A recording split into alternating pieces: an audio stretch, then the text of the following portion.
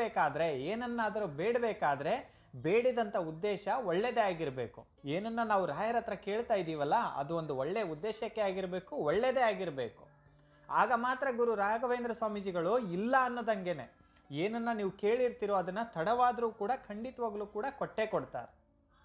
ಜೊತೆಗೆ ರಾಯರನ್ನು ಎಷ್ಟು ನಾವು ಆತ್ಮವಿಶ್ವಾಸದಿಂದ ನಂಬಬೇಕಂತ ಅಂದರೆ, ನಮ್ಮ ಕುಟುಂಬದಲ್ಲಿ ಒಬ್ಬರು, ನನ್ನ ಅಪ್ಪ, ನನ್ನ ತಂದೆ, ಏನೇ ಆದರೂ ಕೂಡ ನಮ್ಮ ಕುಟುಂಬದಲ್ಲೇ ಆಗಲಿ, ನನ್ನ ಮನಸ್ಥಿತಿಗಾಗಲಿ ಏನೇ ಒಂದು ಸ್ವಲ್ಪ ನೋವಾದರೂ ಕೂಡ ನನ್ನ ಜೊತೆಗೆ ನನ್ನಪ್ಪ ನಿಂತೇ ನಿಲ್ತಾರೆ. ರಾಯರು ಸುಮ್ಮನೆ ಕೈ ಬಿಡುವಂಥವರೆಲ್ಲ. ನಾನಿವತ್ತು ಪೂಜೆನ ಮಾಡ್ತಾ ಇದ್ದೀನಿ, ರಾಯರು ನನಗೆ ಯಾವಾಗ ಕರುಣೆ ತೋರಿಸ್ತಾರೋ ಇಲ್ವೋ, ರಾಯರು ಇದ್ದಾರೋ ಇಲ್ವೋ, ಒಂದು ಕ್ಷಣ ಇವತ್ತು ನಾವು ಪೂಜೆ ಮಾಡಿರ್ತೀವಿ, ಯಾವುದೋ ಒಂದು ಕೆಲಸ ಅಂದುಕೊಂಡಷ್ಟು ಬೇಗ ಆಗಿಲ್ಲ ಅಂದ ತಕ್ಷಣ ರಾಯರ ಮೇಲೆ ನಾವು ಕೋಪ ಮಾಡಿಕೊಂಡು ಯಾವ ದೇವರು ಸಹ ಇಲ್ಲ, ಯಾವ ದೇವರು ಇಲ್ಲ ನಮ್ಮ ಪಾಲಿಗೆ, ರಾಯರು ಇಲ್ಲ, ಯಾರು ಇಲ್ಲ ಅಂತ ಯಾವತ್ತೂ ಕೂಡ ನಾವು ಅನ್ನಬಾರ್ದು.